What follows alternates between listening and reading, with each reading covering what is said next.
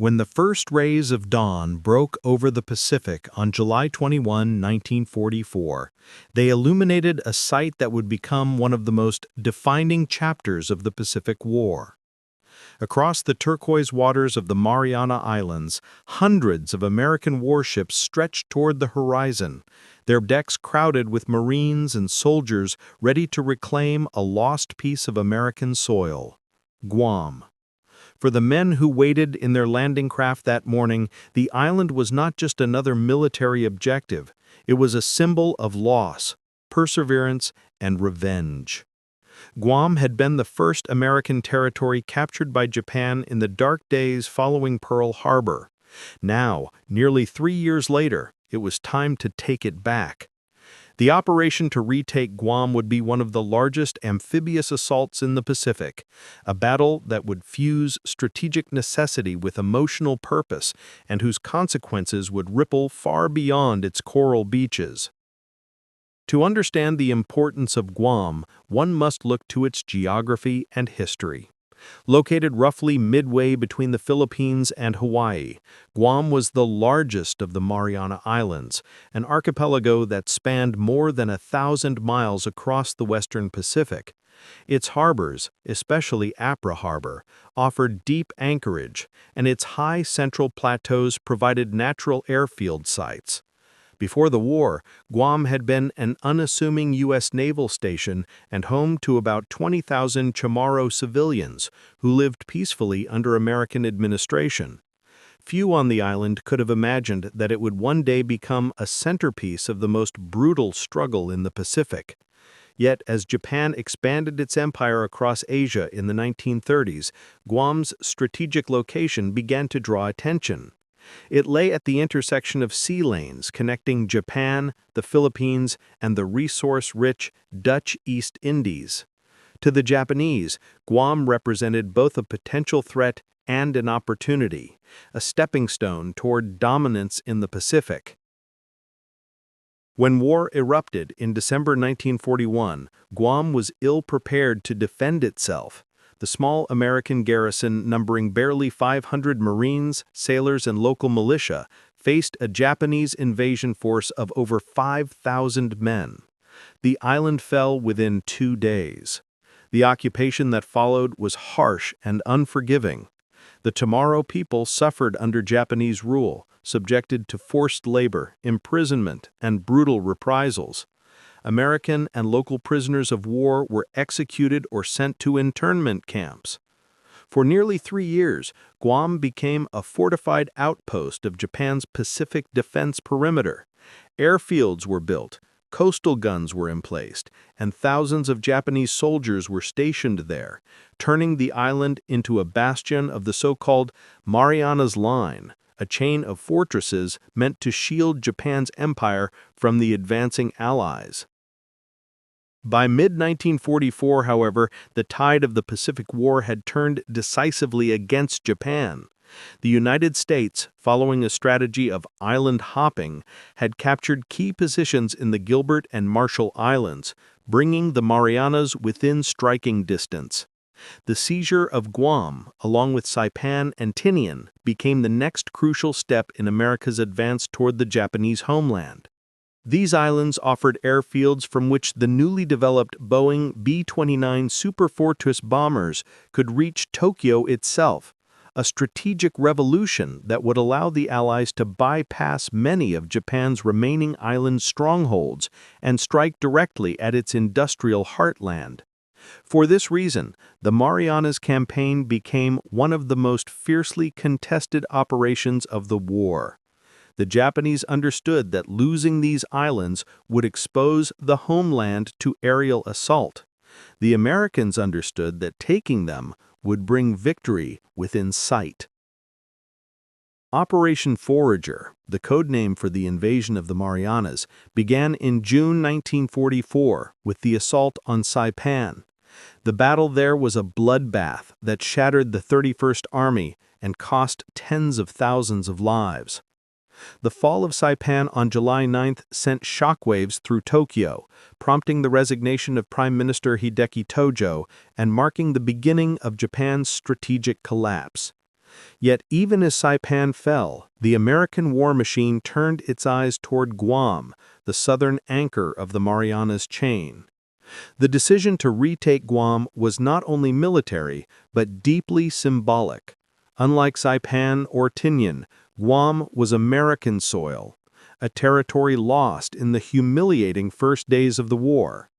Its recapture would represent a moral victory for the United States and a restoration of national honor. Preparations for the assault on Guam were immense.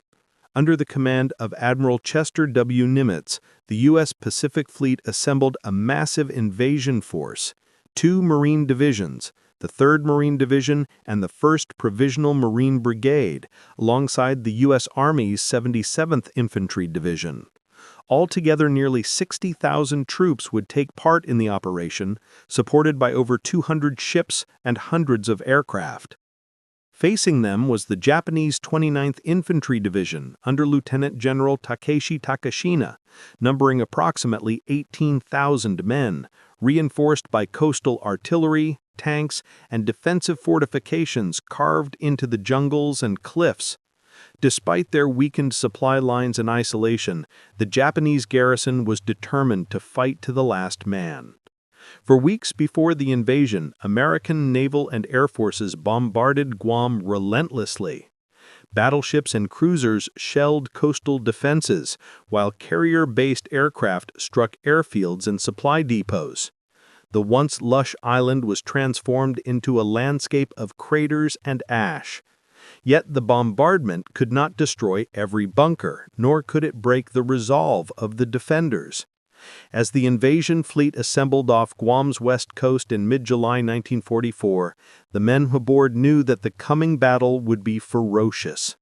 Many had fought in previous campaigns, Tarawa, Kwajalein, Saipan, and knew too well the cost of storming fortified beaches. The invasion of Guam was originally scheduled for June, but was delayed due to the heavy resistance encountered on Saipan.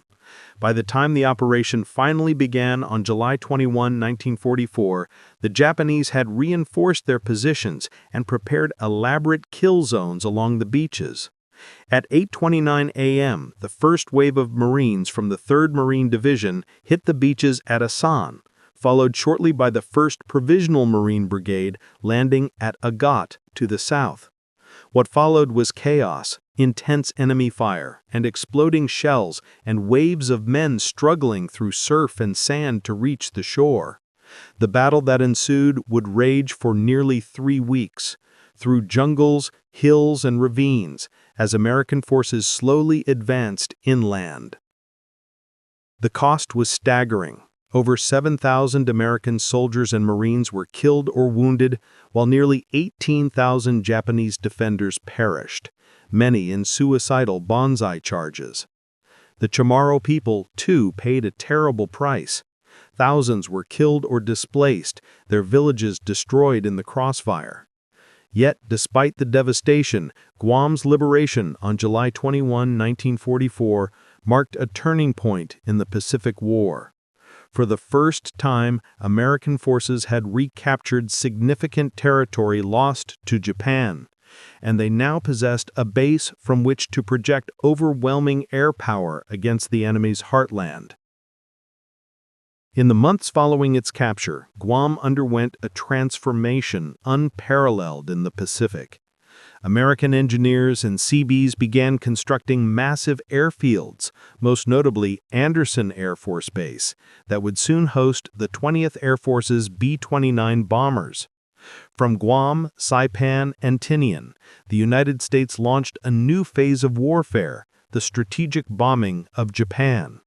The superfortresses that roared into the sky from the Marianas would rain destruction on Tokyo, Nagoya, Osaka, and eventually Hiroshima and Nagasaki. In this sense, the Battle of Guam was more than a tactical victory. It was the opening move in the final act of the Pacific War. The island's capture shortened the war, accelerated Japan's defeat, and reshaped the balance of power in the Pacific for generations. Beyond its military significance, the Battle of Guam carried deep emotional and moral weight. It was a story of redemption, of an island lost and reclaimed, of soldiers fighting not just for conquest, but for memory and justice. For the Chamorro people, liberation brought freedom, but also immense change. Their homeland was forever altered, transformed from a colonial outpost into a global military hub. Yet their resilience and loyalty would become part of Guam's enduring legacy. Every year since 1945, the people of Guam celebrate July 21 as Liberation Day, a day to remember the suffering of occupation, the courage of the liberators, and the rebirth of their island. In the vast expanse of the Pacific Ocean, Guam stood as a small yet strategic outpost whose significance would far outweigh its size. Situated in the Mariana Islands, the island became a symbol of imperial ambition and wartime resilience. The story of Guam's road to battle is one of shifting empires, military foresight, and the inexorable march of war that transformed this peaceful tropical island into a fortress of conflict. Before 1941, Guam was an unassuming American possession, an island of serene villages, dense jungles, and coral beaches. Its inhabitants, the Chamorro people, lived under the relatively light hand of U.S. administration following Spain's secession of the island after the Spanish-American War of 1898. Yet by 1944, Guam would become a crucial link in the chain of battles that defined the Pacific War. The journey from a quiet colony to Japan's Pacific stronghold began long before the first shots of World War II echoed across the Pacific. When Japan invaded Manchuria in 1931, the seeds of Pacific conflict had already been sown. Japanese militarists envisioned a vast empire spanning East Asia and the Pacific, an empire sustained by control of vital resources and strategic naval bases. Guam, located nearly equidistant between Japan and the Philippines, offered both an ideal observation post and a springboard for expansion. As the Japanese Empire consolidated its dominance in Micronesia through the League of Nations mandate after World War I, Guam became the lone American outpost amidst a sea of Japanese-controlled islands. Its position was both its strength and its vulnerability. American military planners recognized Guam's strategic importance, but were constrained by political and logistical realities. The Washington Naval Treaty of 1922 and subsequent arms limitations curtailed fortification efforts across the Pacific. While the U.S. heavily invested in defenses at Hawaii and the Philippines, Guam was left exposed, a decision justified by cost-saving measures and diplomatic optimism. For the Chamorro population and the small contingent of American naval personnel stationed on the island, peace endured, but the winds of war were rising to the west. As the 1930s progressed, Japan transformed its mandated islands, Saipan, Tinian, Truk, and others, into fortified bases. These islands became militarized outposts equipped with airfields, naval stations, and garrisons that projected Japan's power across the Central Pacific. American intelligence observed these developments with growing alarm, yet little could be done without breaching international agreements. The U.S. Navy's Orange Plans, theoretical war plans against Japan, consistently identified Guam as indefensible in the event of war. It was to be sacrificed early, with the hope that future counteroffensives would reclaim it. On December 8, 1941, just hours after the attack on Pearl Harbor, Japanese forces struck Guam. Outnumbered and outgunned, the small U.S. garrison, fewer than 500 Marines, sailors, and civilians, faced a Japanese invasion force exceeding 5,000 troops. The battle was brief but brutal. Within 2 days, the island fell. The Japanese renamed Guam Omiya-jima, Great Shrine Island, and incorporated it into their Pacific defensive perimeter. For the Chamorro people, the occupation ushered in nearly 3 years of hardship, repression, and cultural upheaval. Japanese administrators imposed strict control over the population, forcing labor, suppressing Western influence, and indoctrinating the people into imperial ideology. Guam's transformation under Japanese rule was both physical and psychological. The occupiers fortified the island extensively, constructing tunnels, gun emplacements, and airfields to resist future American attacks. Civilian life was tightly controlled, and local resistance was met with harsh punishment. Despite the hardships, the Chamorro people preserved their resilience through quiet acts of defiance, concealing American flags, whispering prayers for liberation, and risking their lives to aid escaped U.S. servicemen. For them, the road to Guam's liberation was a road of endurance. From a military perspective, Guam's occupation played a central role in Japan's defensive strategy. By 1943, Japan's empire stretched thin across thousands of miles, yet Guam, Saipan, and Tinian remained critical nodes in the Marianas chain. These islands guarded the inner perimeter of the Japanese homeland. American forces understood that retaking the Marianas would sever Japan's communication lines and provide bases for long-range B-29 bombers capable of reaching Tokyo. Thus, Guam evolved from a forgotten outpost into a target of immense strategic value, a stepping stone to victory. The shifting tides of war began to favor the Allies following decisive American victories at Midway in June 1942 and in the Solomon Islands campaign that followed. These triumphs crippled Japanese naval power and opened pathways for the U.S. island-hopping strategy, a methodical campaign to capture key islands while bypassing others. Guam's recapture became part of the larger Marianas operation, designed to bring the war closer to Japan's doorstep.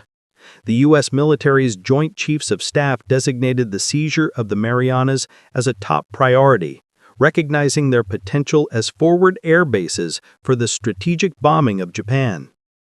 In early 1944, with the capture of the Marshall Islands, the U.S. Pacific Fleet under Admiral Chester Nimitz turned its gaze westward.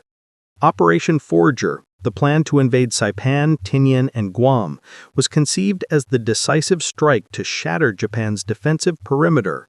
Guam's location, its size, and its pre-war American ties made it an ideal candidate for a major base.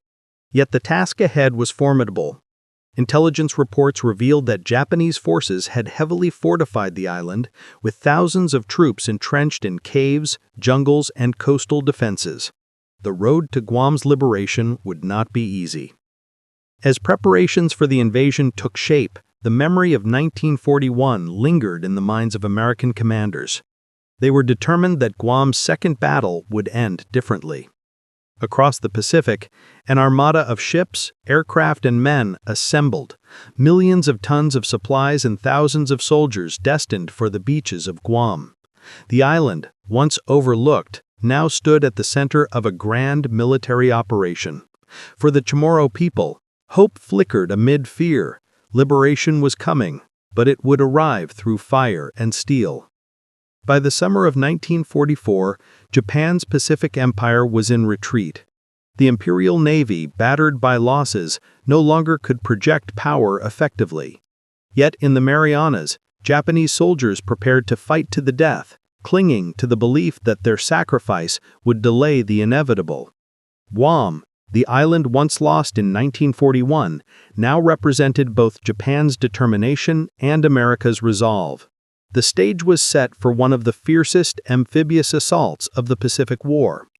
The road to Guam had been long and tragic, a journey shaped by the ambitions of empires, the suffering of its people, and the inexorable logic of war. The island's fate mirrored the broader struggle for the Pacific, a contest of endurance, strategy, and spirit. As the sun rose over the Pacific in July 1944, the world's gaze turned once again to Guam, where history would soon be rewritten in blood and bravery. As the Pacific War entered its third year, the United States military had achieved a series of hard-fought victories that began to turn the tide against Japan. Yet victory was far from assured. The Japanese Empire, though battered and stretched thin, maintained formidable defenses across its Pacific holdings. The Marianas, Saipan, Tinian, and Guam formed the linchpin of Japan's central Pacific defensive perimeter. Their capture would allow the United States to project long-range air power directly. Operation Forager, the grand plan to seize the Marianas, was conceived as a combined assault by the Navy, Marine Corps, and Army under the overall command of Admiral Chester W. Nimitz. The operation's strategic objectives were multifaceted: to secure airfields for B-29 bombers, to establish forward naval bases for continued operations toward the Philippines and Okinawa, and to break Japan's will to resist through devastating aerial bombardment. Within this vision, Guam's liberation was both symbolic and strategic. The planning for Guam's assault began even before Saipan was invaded. Admiral Raymond A. Spruance's Fifth Fleet, supported by Vice Admiral Richmond Kelly Turner's amphibious forces and Lieutenant General Holland M. Howland Mad Smith's 5th Amphibious Corps, would be the spearhead of the operation. Guam, the largest of the Marianas, offered unique advantages. Its size, harbors, and central location made it ideal for logistics, air operations, and command centers. But its very size also made it a vulnerable target. Intelligence estimates placed the Japanese garrison on Guam at around 10,000 troops initially, but by mid-1944 that number had swelled to over 18,000, commanded by Lieutenant General Takeshi Takashina under the 31st Army led by General Hideyoshi Obata. They had transformed the island into a fortress of bunkers, gun positions, and hidden tunnels. The Japanese strategy was to bleed the invaders white, to inflict such heavy casualties that the Americans might reconsider their advance toward Japan. As the U.S. planned its return, Guam's liberation carried emotional and moral significance. It had been American territory before the war, its people loyal subjects who had endured Japanese occupation with remarkable endurance. For the Marines and soldiers preparing to return, Guam represented unfinished business, a debt of honor to those who had fallen in 1941. The operation was designated Stevedore, and though it would fall under the broader umbrella of Operation Forager, in Hawaii, Pearl Harbor once again became the nerve center of Pacific operations. Maps of Guam covered tables and walls as planners analyzed terrain, tides, and Japanese defenses. Amphibious reconnaissance teams studied aerial photographs, while hydrographic surveys identified possible landing zones. The beaches along the island's western coast, particularly near Asan and Agat, were selected as the main invasion sites. Asan would serve as the northern landing zone for the 3rd Marine Division, while Agat. Meanwhile, logistical preparations reached monumental proportions. Operation Forager involved the assembly of an armada unprecedented in scale: over 500 warships, thousands of landing craft, and more than 100,000 men. Amphibious training exercises took place across the Hawaiian Islands and the South Pacific as Marines rehearsed assaults, coordinated naval gunfire, and refined beach landings. The complexity of synchronizing naval bombardment, air support, and troop landings demanded precision. Any error. One of the key challenges facing planners was timing. The assault on Guam was originally scheduled to follow shortly after the Saipan invasion in mid-June 1944, but the ferocity of Japanese resistance on Saipan forced a delay. The U.S. needed to secure Saipan fully before committing forces to Guam, to ensure air cover and logistical stability. This delay, though operationally necessary, gave Japanese defenders on Guam precious weeks to reinforce their positions. At the strategic level, Nimitz and his subordinates debated the allocation of resources between MacArthur's Southwest Pacific advance toward the Philippines and Nimitz's central thrust through the Marianas.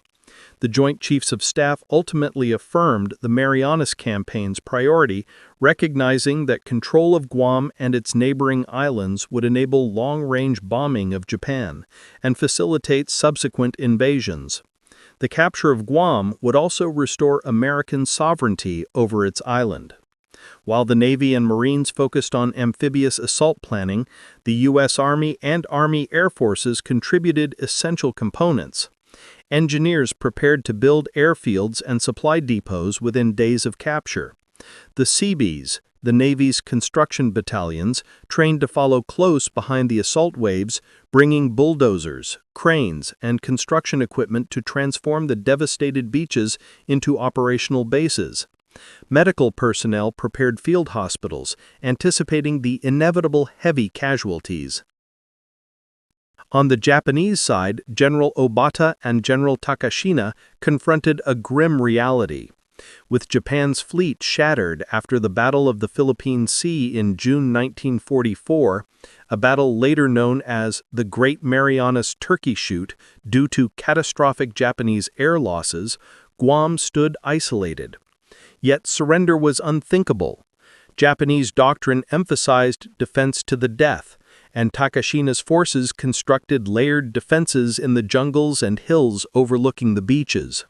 They mined roads and installed anti-tank barriers.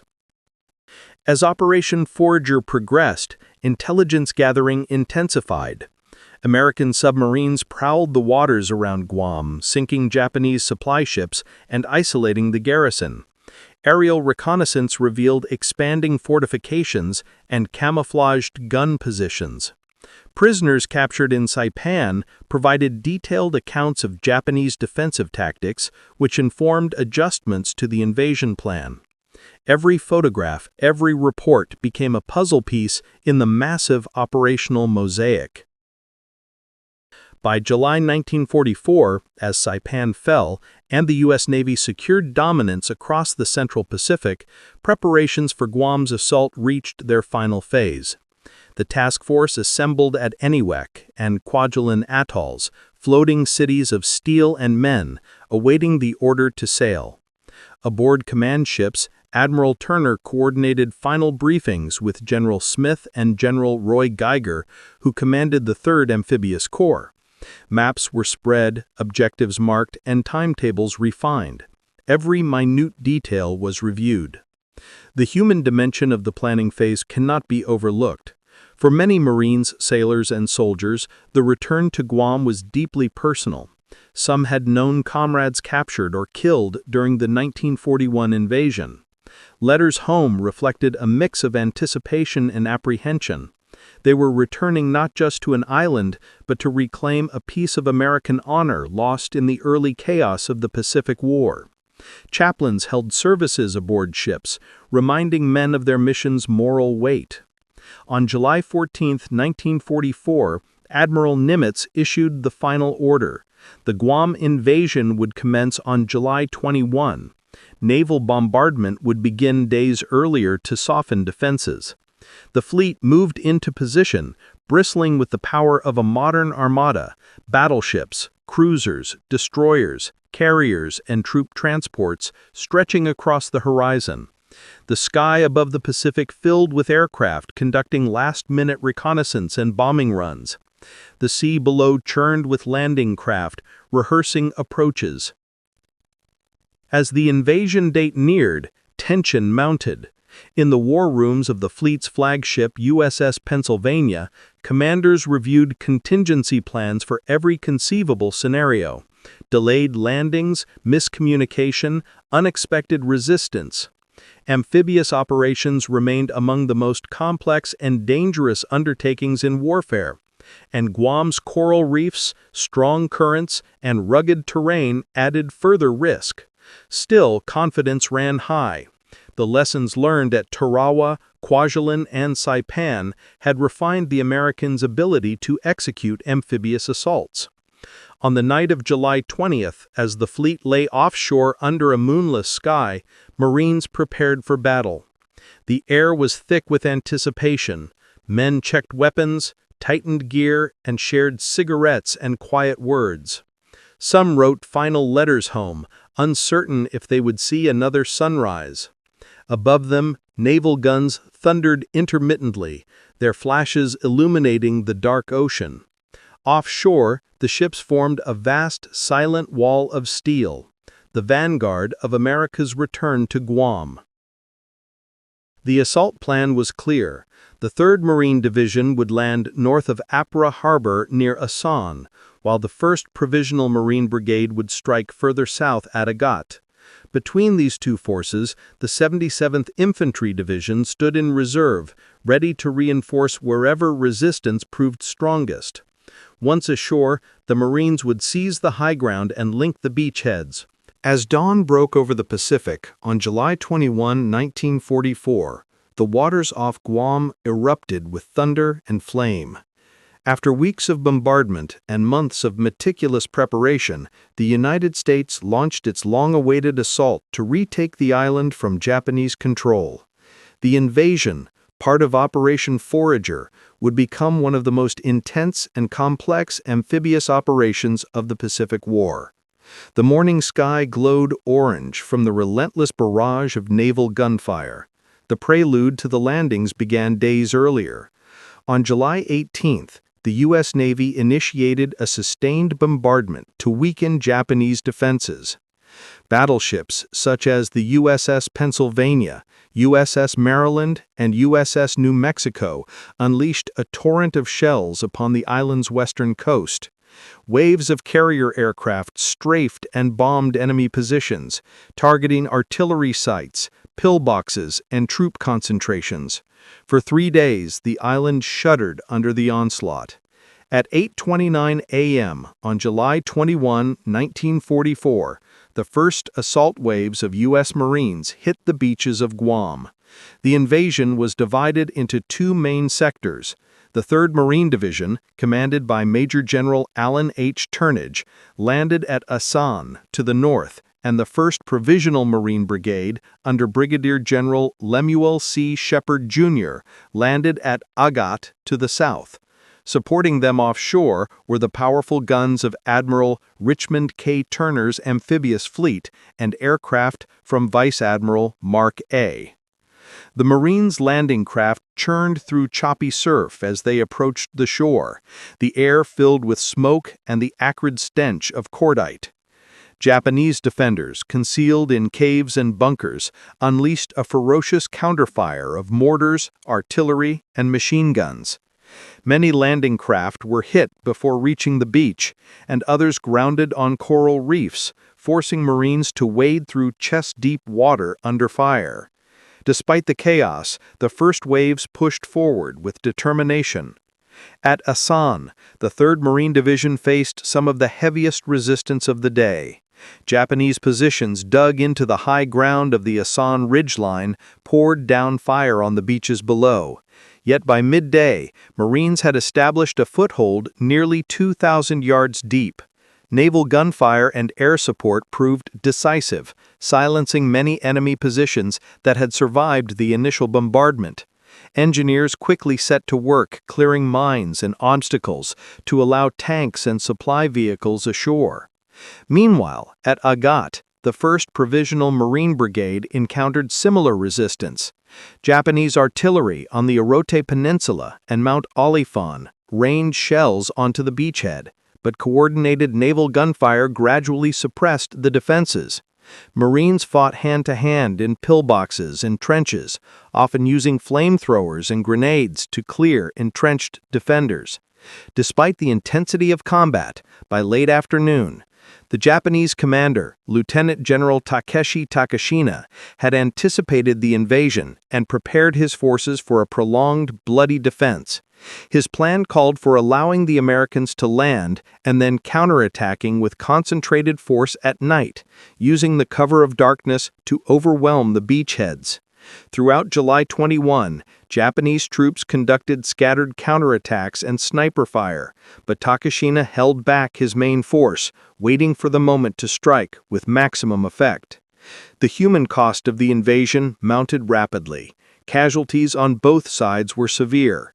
By nightfall on July 21, over 1,500 Americans were killed or wounded, while hundreds of Japanese soldiers lay dead in shattered bunkers and along the ridges overlooking the beaches. Corpsmen worked tirelessly under fire to treat the wounded, while Seabees braved the front lines to clear paths for tanks and artillery. Offshore, ships continued to provide constant fire support, illuminating the island with as darkness fell. The beaches of Guam became scenes of organized chaos. Marines dug foxholes, established defensive perimeters, and prepared for the inevitable Japanese counterattack. Supplies and reinforcements continued to pour ashore through the night, guided by the light of burning wreckage and flares. Offshore, destroyers patrolled the coastline, firing at any sign of enemy movement. The humid night air was filled with the sounds of engines, shouted orders, and the distant cries of the wounded. At midnight, as predicted, the Japanese struck. Thousands of soldiers surged from the jungles and hills in coordinated assaults against the American lines. Screaming banzai, they charged through machine gun fire and artillery bursts, some armed only with bayonets and grenades.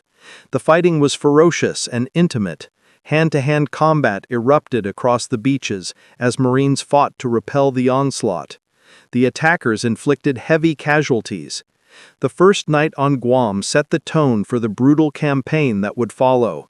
The island's terrain, dense jungle, steep ridges, and hidden caves favored the defenders. Every advance required courage and persistence. Yet the Marines' training and discipline held firm.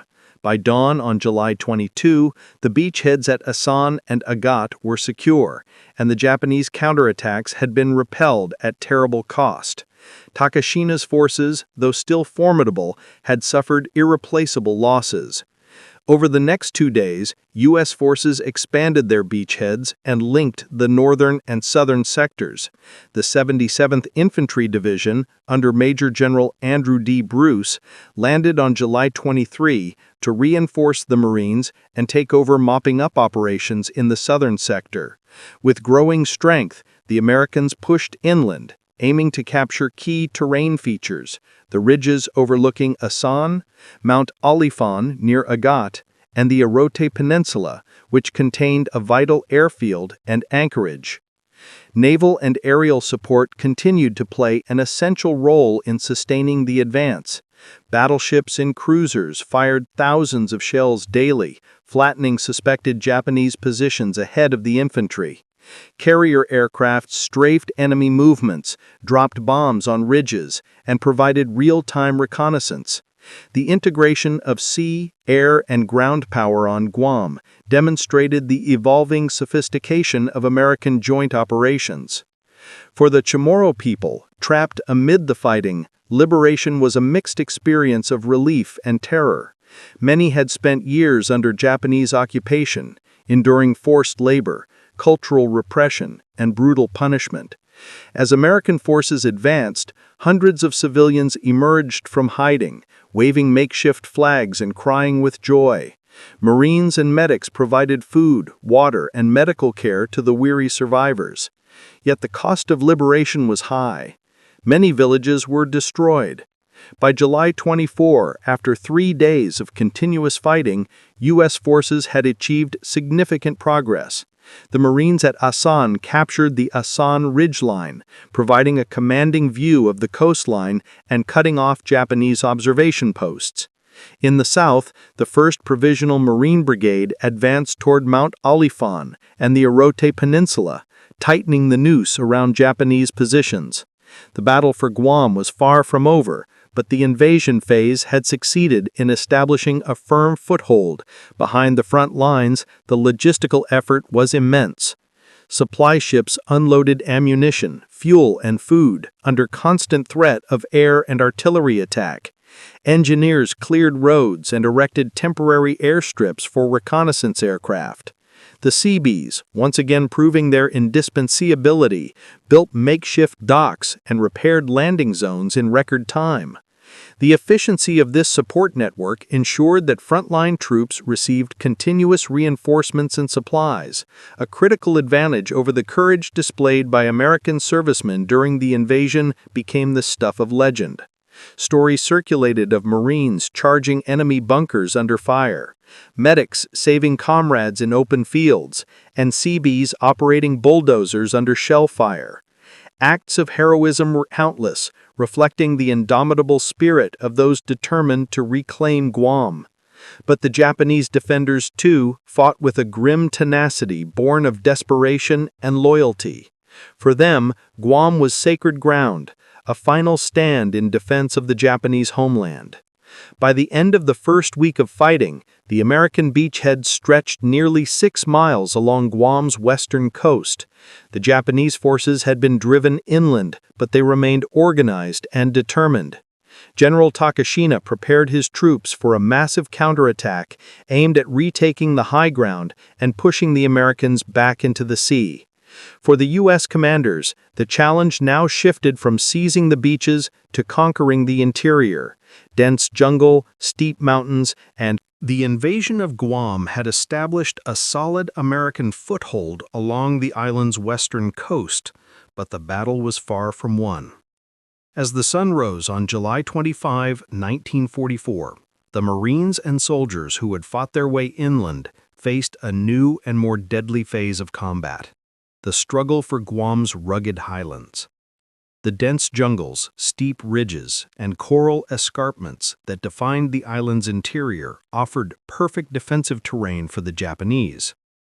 By the end of the first week of fighting, the U.S. beachheads at Asan and Agat had linked, forming a continuous front stretching several miles across the island.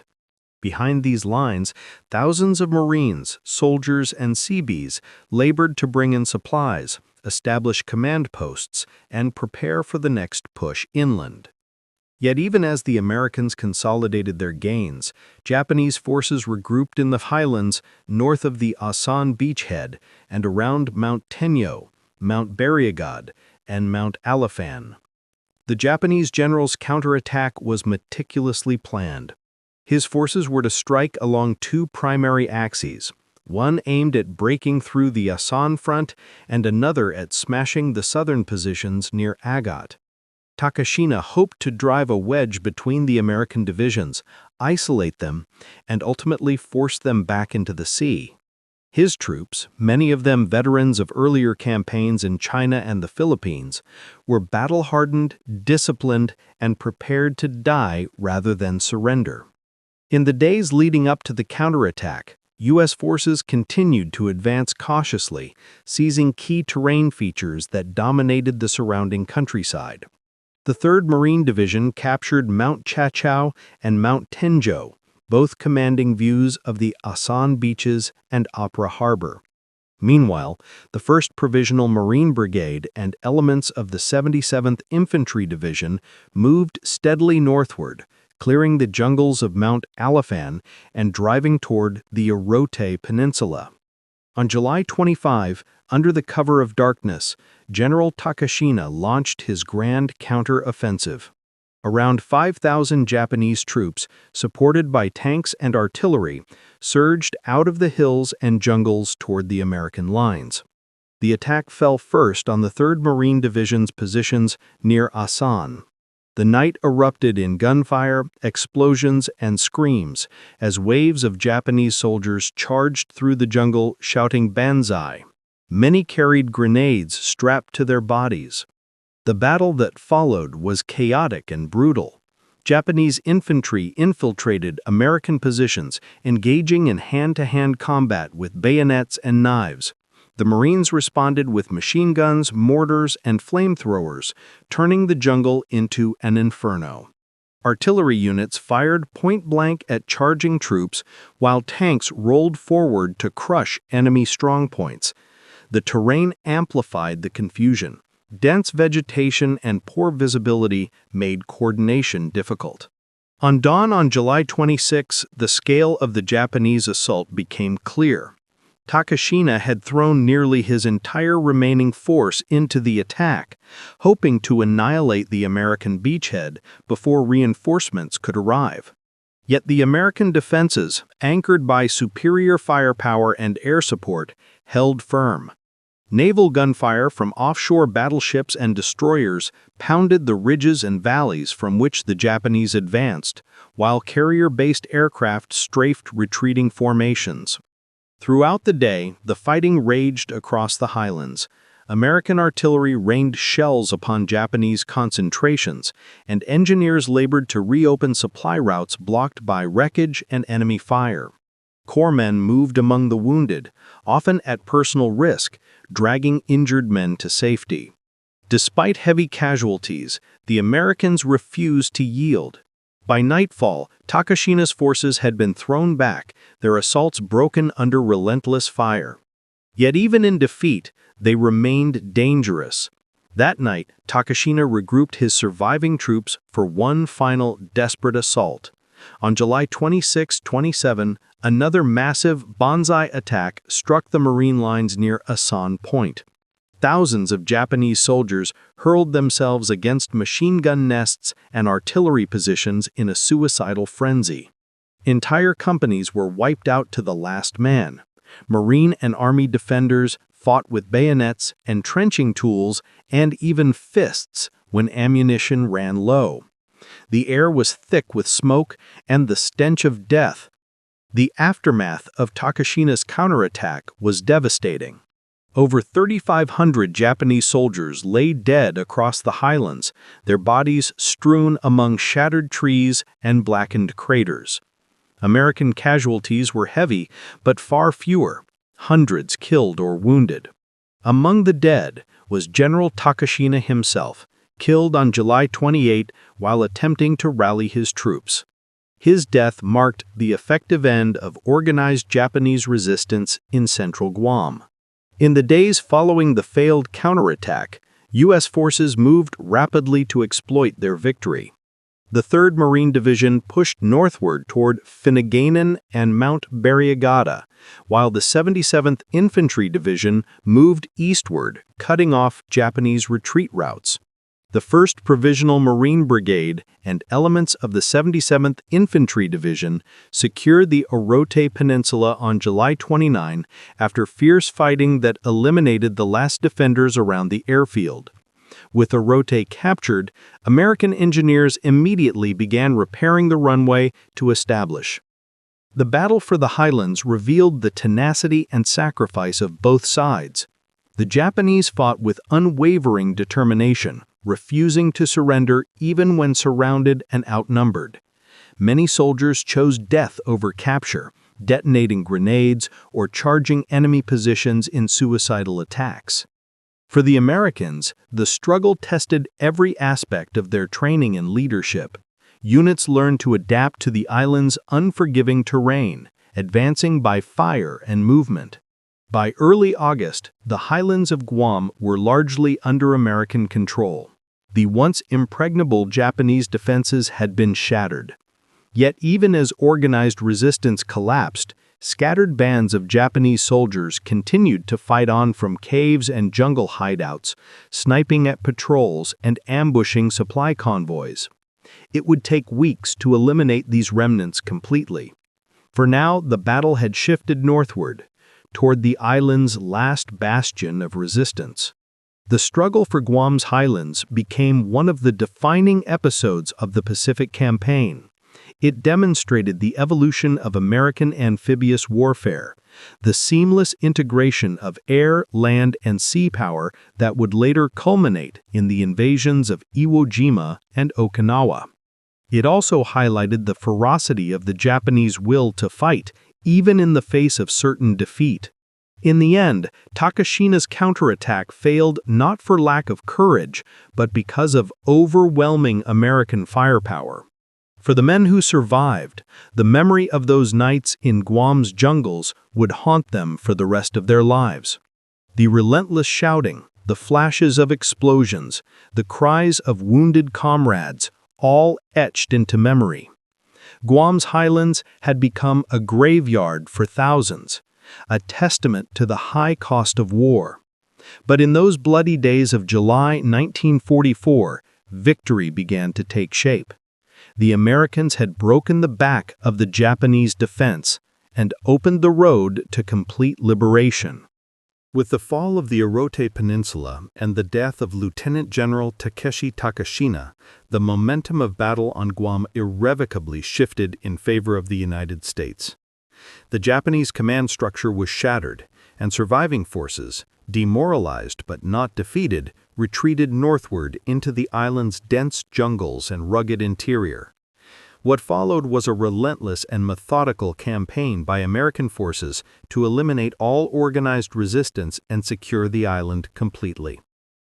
By the first days of August 1944, U.S. forces had full control of southern and central Guam. The 3rd Marine Division, the 1st Provisional Marine Brigade, and the 77th Infantry Division formed a continuous line that stretched from Agat in the south to Finneguian in the north. General Roy S. Geiger, commanding the 3rd Amphibious Corps, coordinated the final push to clear the island. His objective was clear: drive north through the jungles, crush the remaining Japanese units, and declare Guam secure. The terrain of northern Guam posed immense challenges. Unlike the open beaches and ridges of the south, the north was dominated by dense jungle, steep ravines, and thick undergrowth that limited visibility and movement. Communication was difficult, and enemy ambushes were frequent. The Japanese had withdrawn into the natural fortress of Mount Santa Rosa, Mount Madaguac, and the surrounding cliffs and caves, where they prepared for a final stand. General Hideyoshi Obata, American units advanced cautiously, often fighting small but deadly skirmishes as they moved northward. Patrols encountered pockets of resistance in hidden ravines, where Japanese soldiers lay in wait behind camouflaged firing positions. Snipers, concealed in trees or caves, harassed the advancing troops at every opportunity. Flamethrowers and demolitions became essential tools as Marines and soldiers rooted out entrenched defenders one cave at a time. By August 1, the 3rd Marine Division had reached the Finneguian area, while the 77th Infantry Division advanced toward Barragata. There, one of the fiercest engagements of the northern campaign unfolded. Japanese troops had fortified the high ground around Mount Barragata, turning it into a fortress of interconnected bunkers and tunnels. The battle raged for 2 days, from August 2 to 4, as artillery, tanks, and infantry worked in concert to blast the defenders from their positions. After Barragata fell, the American advance accelerated. Resistance grew increasingly sporadic and uncoordinated. Many Japanese soldiers, cut off from supplies and communication, were reduced to scavenging for food and launching desperate night attacks. Despite their hopeless situation, they continued to fight with fanatic determination. The Marines and soldiers learned to expect ambushes at every bend in the trail. Entire platoons advanced by fire. When the guns finally fell silent on Guam in August 1944, the island lay in ruins. Its jungles were scorched, its villages destroyed, and its people exhausted by years of occupation and weeks of battle. Yet out of this devastation emerged one of the most important strongholds in the final phase of the Pacific War. The liberation of Guam not only restored American sovereignty over its territory, but also provided the United States with a strategic foundation from which to launch the final blows against Japan. The transformation of Guam after its recapture was immediate and monumental. Within days of the island being declared secure, thousands of U.S. Navy Seabees, Army engineers, and Marine construction units began a massive rebuilding effort. Airfields, roads, ports, and supply depots sprang up almost overnight. Anderson Air Force Base, built atop the northern plateau, and Agana Airfield in the center of the island, became the linchpins of the American air campaign against Japan. By late 1944,